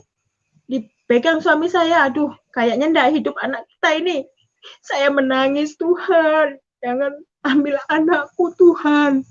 Aku percaya Engkau Yesus yang dahsyat, kata saya. Engkau luar biasa, Tuhan, kata saya. Sembuhkan anakku, ya Allah, dalam nama Yesus, kata dia. Anak saya harus sembuh, saya tidak mau kehilangan anak saya, kata saya. Saya beli aqua gelas waktu itu, saya teteskan. Kalinya anak ini masih hidup, masih bernyawa, kata Pak sopir, ayo cepat naik, perjalanan kita masih jauh, kita bawa anak ini. Anak saya itu warnanya sudah seperti terong, tidak ada daya upaya untuk hidup, perutnya semakin besar, semakin berbau seperti bangkai. Jadi setibalah di Bumi Harjo SP2, dihajar lagi dengan hujan deras, hujan kencang. Saya naik ojek menuju rumah sakit. Bilang dokter, Ibu, kenapa terlambat membawa anak? Ini nih sudah mati, katanya. Sudah tidak hidup, Bu. Warna seperti ini, katanya. Udah berkas nyusul, kata Pak dokter. Yang penting anak Ibu ini selamat. Iya, kata saya. Disitulah anak saya ditelanjang itu, bau semua badannya itu, sudah tidak berdaya dan berupaya anak saya ini. Jadi dimasukkanlah ke sebuah inkubator. Ibu agamanya apa? Kata Pak dokter ini. Tapi saya itu masih menyangkal. Saya tidak terima Yesus. Saya bilang saya Islam, tapi saya Kristen. Ibu berdoa dengan kepercayaan masing-masing, katanya. Kayaknya anak Ibu ini tidak bisa diselamatkan lagi, kata dokter. Iya, saya menangis, Tuhan. Kenapa saya belum menerima Engkau? Tapi kenapa Engkau masih ada dalam kehidupan saya, ya Tuhan? Kenapa ya Tuhan? Kata saya masih menyangkal. Jadi waktu itu saya berdoa dengan Tuhan Yesus, dengan suami saya diajak berdoa. Mama, ayo kita berdoa, kata suami saya. Iya. Saya bawa dalam doa. Tiba jam siang, waktu itu dokter mau menengok, memberikan obatnya. Jadi saya tidak punya dana untuk membayar obatnya ini.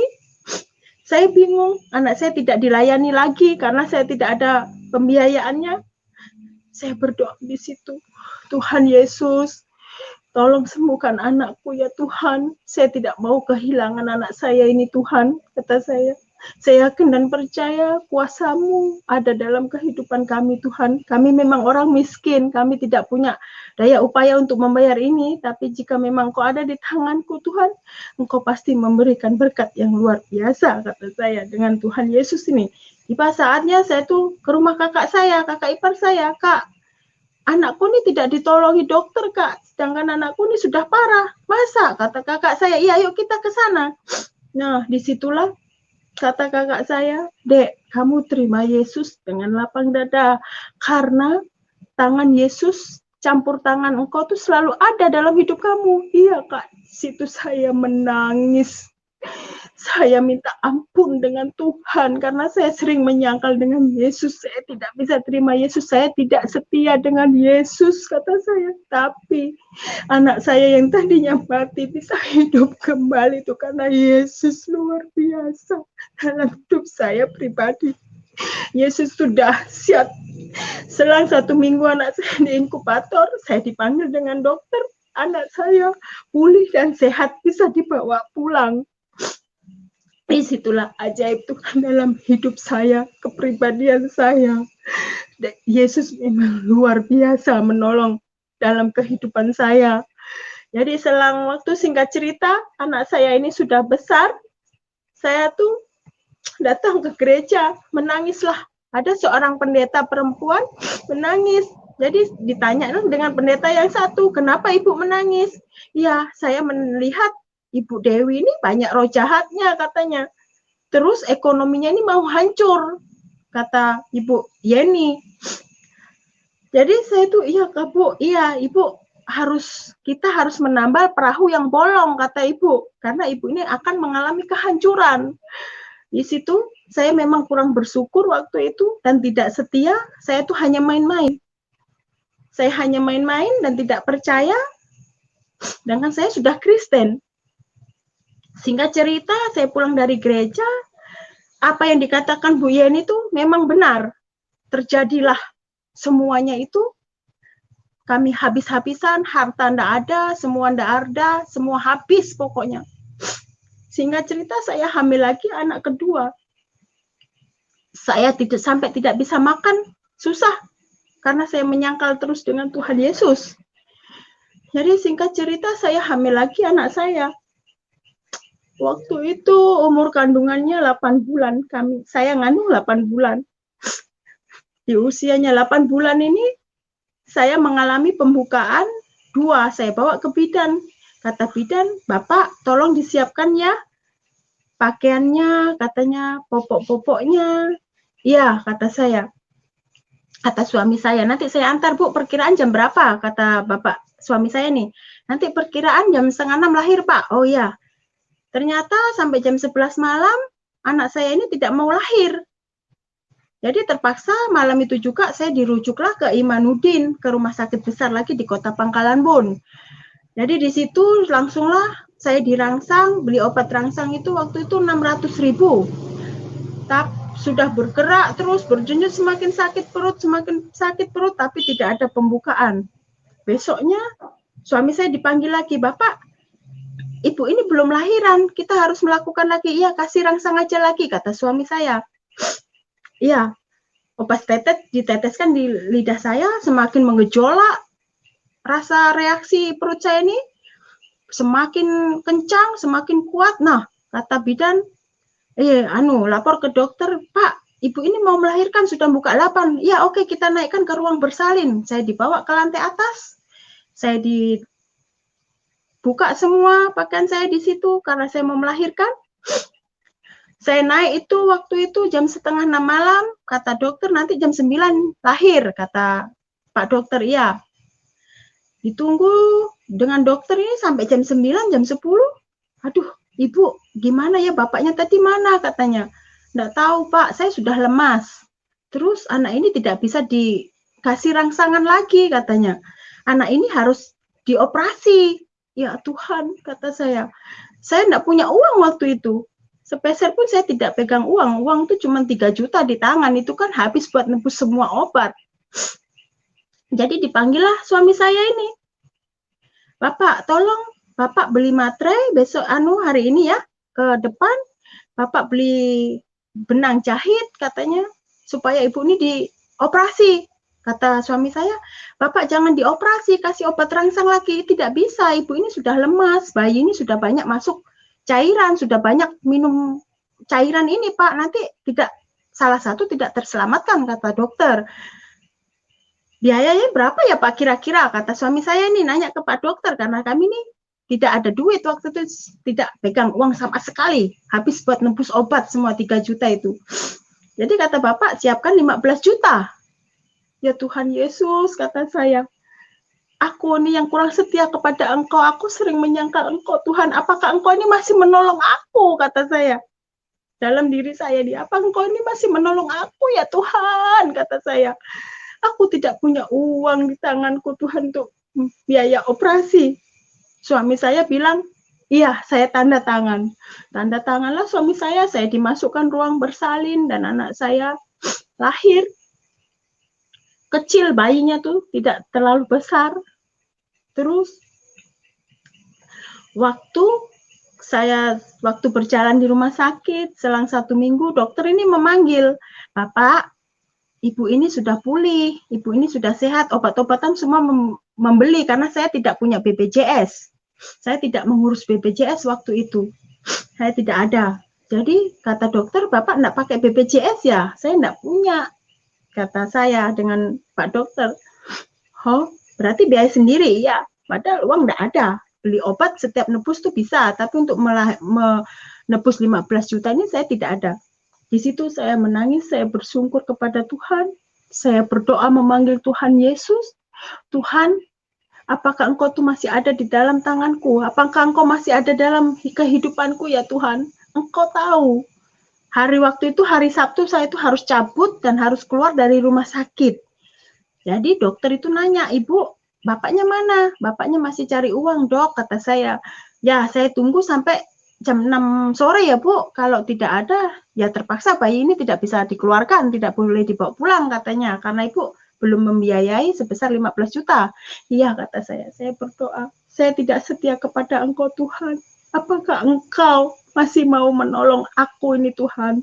Karena aku masih menyangkal Engkau, aku tidak menerima Engkau Yesus, kata saya. Memang aku Kristen tapi aku ini masih menolak. Apakah Engkau ini masih ada, kata saya, untuk memberi kami uang berkat 15 juta, kata saya. Di situ saya menangis. Minggu pagi saya dipanggil ke ruangan atas dengan seorang ibu. Ya, saya ini nyari suami saya. Harus pelunasan. Hari itu harus pelunasan. Datanglah seorang ibu-ibu ini, katanya, kamu jangan takut. Kamu enggak usah khawatir. Kamu akan bisa pulang, kamu akan bebas dari biaya 15 juta, kata seorang ibu ini. Saya tidak kenal saudara, ibu ini orang mana, saya tidak tahu. Akhirnya saya nyari suami saya lari, karena saya bangga, Yesus masih ada dalam diri saya. Tuhan, terima kasih Yesus, kata saya, Engkau memang dahsyat, kata saya. Saya lari, saya nyari suami saya bilang, Bapak, kamu harus naik ke lantai atas, kamu harus tanda tangan, dan aku hari ini bisa pulang, kata saya. Kami datangi ke situ, ada seorang ibu membiayai kami, membiayai saya dengan anak saya, dengan biaya 15 juta itu. Saya tidak tahu orang mana yang memberikan berkat kepada saya. Jadi waktu itu ditandatangani suami saya dengan biaya 15 juta cash di depan mata saya. Itu uang berkat dari mana saya tidak tahu. Akhirnya suami saya itu cerita, ibu yang nolong tuh rupanya orang Bugis, tapi kami tidak pernah mengenal dia, tidak pernah bertemu dengan beliau. Jadi disitulah merasa kasih Tuhan luar biasa dalam hidup saya, karena saya tidak setia, tapi Tuhan Yesus masih memberikan berkat, memberikan rezeki yang banyak dalam hidup saya. 15 juta itu banyak saudara, tidak sedikit, saya aja tidak mampu. Tapi karena Yesus yang dahsyat, saya bisa mengeluarkan anak saya dari ruangan rumah sakit dengan saya. Jadi saya tuh merasa bersyukur kepada Tuhan Yesus yang sangat dahsyat yang saya alami tuh. Akhirnya saya setiap minggu saya tuh berserah terus kepada Tuhan. Saya berserah penuh kepada Tuhan. Tuhan, saya balik ke ruangan, terima kasih Tuhan. Hari ini saya bebas. Saya bisa membawa anak saya pulang, kata saya. Waktu itu saya gendong bayi saya pulang ke rumah, sampai tengah perjalanan rumah sakit, saya ditahan lagi dengan orang, ibu belum membayar pelunasan 15 juta, kata saya, sudah Bu, sudah beres semua, kan kemarin tuh belum, sudah Bu, diteleponlah Pak Dokter nih lewat telepon di Satpam, iya katanya, ibu ini sudah bebas, sudah ada yang membayari, sudah ada yang melunaskan, katanya. Oh iya Kak Pak, ya. Jadi saya dilepas di situ. Saya merasakan memang Yesus tuh luar biasa dan sangat dahsyat. Singkat cerita, anak saya yang kedua ini sudah besar, sudah menginjak mau TK, tapi saya tuh tetap bersyukur kepada Tuhan. Biarpun yang saya alami, suami saya tidak ada pekerjaan, suami saya posisi sudah tidak ada kerjaan, apalagi musim COVID seperti ini, tapi saya bersyukur kepada Tuhan Yesus, saya masih dipelihara, saya masih diberikan napas kehidupan, saya masih dikasihkan berkat yang luar biasa, meskipun saya hanya seorang ibu yang bekerja mencukupi anak saya, mencukupi suami saya, mencukupi kebutuhan hari-hari saya, dengan gaji saya sehari 80.000 saudara, saya bekerja di warung makan, tapi saya merasa bersyukur.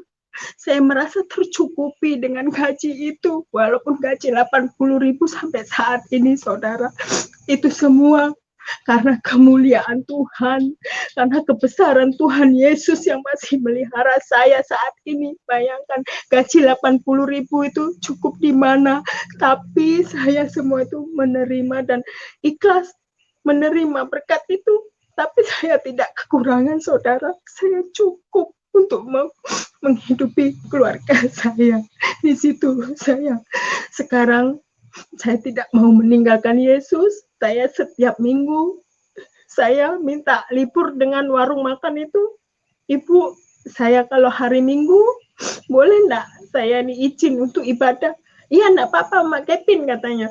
Jadi saya setiap hari Minggu saya libur di warung makan ini. Saya mementingkan Tuhan. Saya selalu datang ibadah di rumah Tuhan. Tuhan tuh memang luar biasa. Tuhan itu dahsyat bagi saya pribadi.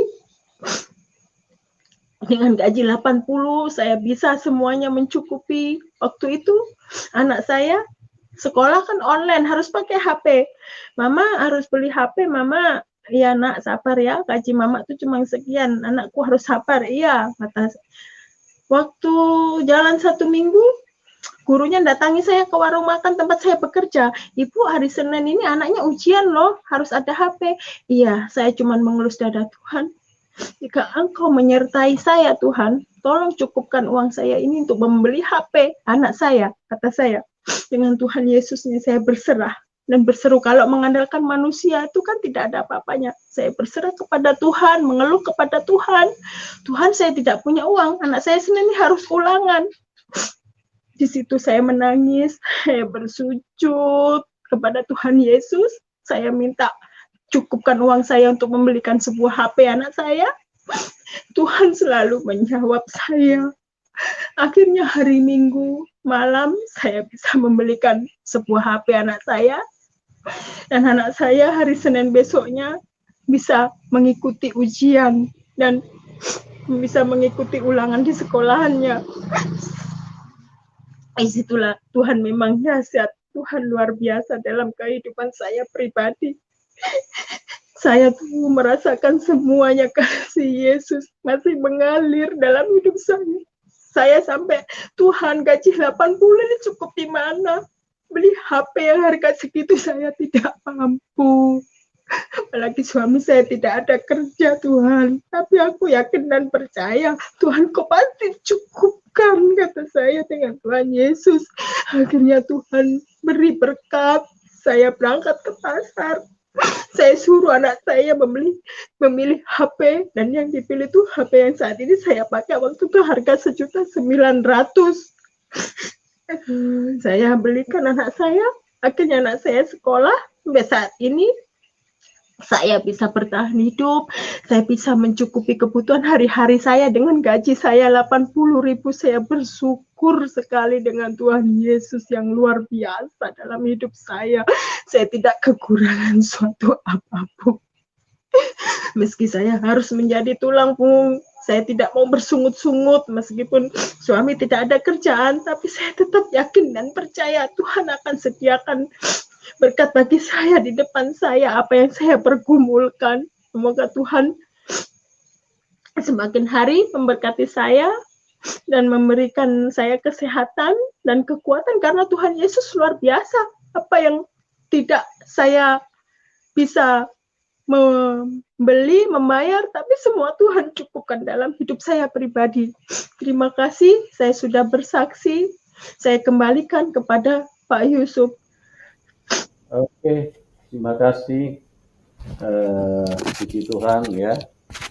Mbak Dewi punya kesaksian sangat luar biasa bagaimana mujizat yang Tuhan Yesus kerjakan di dalam hidupnya.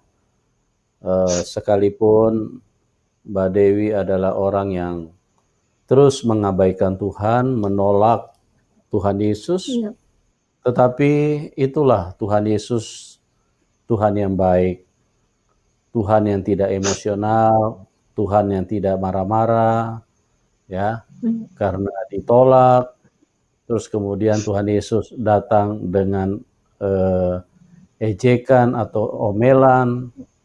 Tuhan Yesus tidak seperti itu, ya. Tuhan Yesus pernah menampakkan diri dan mengajak untuk Ibu Dewi datang ke gereja. Tapi beliau juga pada waktu itu masih berkata, ini setan mana yang bicara sama saya? Ya begitulah, Tuhan Yesus itu Tuhan yang sangat baik. Dengan segala kasihnya, dia terus menuntun seseorang kepada keselamatan. Dia tidak emosional, dia tidak langsung tampar sama Mbak Dewi, kamu ini kurang ajar ya, kamu tidak tahu saya ini Tuhan. Kenapa kamu katakan saya ini setan? Atau saya penggal aja kepalamu karena kamu ini menghina saya. Ya, Tuhan Yesus tidak seperti itu, teman-teman. Tuhan Yesus Tuhan yang sangat baik. Tuhan yang panjang sabar, besar kasih setianya. Dan ditunjukkan dari seorang kepada seorang, dari narasumber kepada narasumber. Jadi apa yang tertulis di dalam Alkitab tentang Rasul Paulus itu juga seorang bejat. Dia pembunuh orang Kristen, dia penganiaya dari satu tempat ke tempat yang lain. Paulus terus menyiksa orang Kristen, menganiaya, memasukkan mereka ke dalam penjara. Tuhan waktu berjumpa dengan Paulus, Tuhan pun tidak marah-marah, Tuhan pun tidak jewer, tidak tempeleng, ya, Tuhan pun juga tidak penggal kepalanya. Kurang ajar kau Paulus ya, kau siksa umatku, kau siksa orang-orang yang percaya kepadaku. Tuhan tidak seperti itu. Inilah membuktikan bahwa tidak bisa dibantah. Tidak ada yang bisa membantah dari cara Tuhan Yesus menghampiri manusia. Di situ kita bisa melihat bahwa dia adalah Tuhan yang maha kasih. Dia Tuhan yang maha baik. Ya. Terus kemudian satu saat Ibu Dewi tadi juga sudah bercerita, anaknya masuk rumah sakit dan membutuhkan biaya 15 juta. Tuhan Yesus yang bayar. Ya. Tuhan Yesus tetap dengan kasihnya. Tuhan Yesus kalau sudah memilih seseorang, dia tunjukkan kuasanya dan tidak perlu manusia atau orang pilihannya itu berlelah-lelah mengalami hal yang semakin sulit di dalam hidup ini. Dia kirim malaikat yang diutus oleh Tuhan lewat sebagai manusia pada waktu itu untuk membayarkan rumah sakit. Dan ini adalah kesaksian nyata. Ini adalah kesaksian yang real yang dialami oleh orang-orang Kristen. Jadi kami di dalam Tuhan Yesus itu bukan karena kami disuruh bersaksi. Bersaksi kau. Aku bersaksi bahwa Tuhan Yesus adalah Tuhan. Kami tidak disuruh, tapi kami mengalami. Kami merasakan, kami melihat dengan mata kepala kami meraba dengan tangan kami mengalami nyata di dalam hidup kami. Bahwa Tuhan Yesus itu Tuhan yang penuh kuasa. Dia penuh dengan mujizat, dia penuh dengan kasih sayang, dia mengulurkan tangannya dan membuat Mbak Dewi terbebas, terlepas dari beban berat. Firman Tuhan itu sempurna.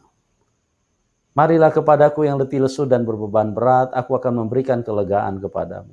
Jika engkau juga teman-teman, ya mungkin engkau belum percaya Tuhan Yesus, atau mungkin engkau tergolong orang yang suka menghina, atau mungkin engkau tergolong orang yang suka menguji Tuhan Yesus.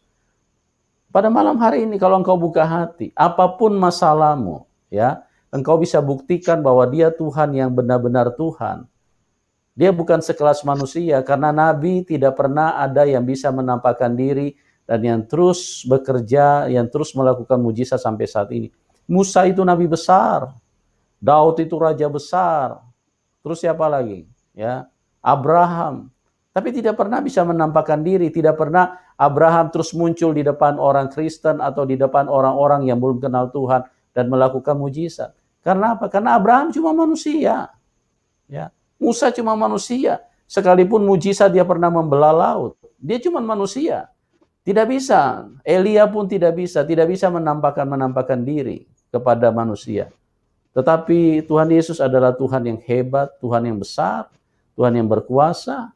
Dia terus hadir di dalam kehidupan setiap orang-orang yang membuka hati, orang-orang yang dipilih oleh dunia. Sejak dunia belum diciptakan, nama-nama kita sudah dicatat di dalam buku kehidupan.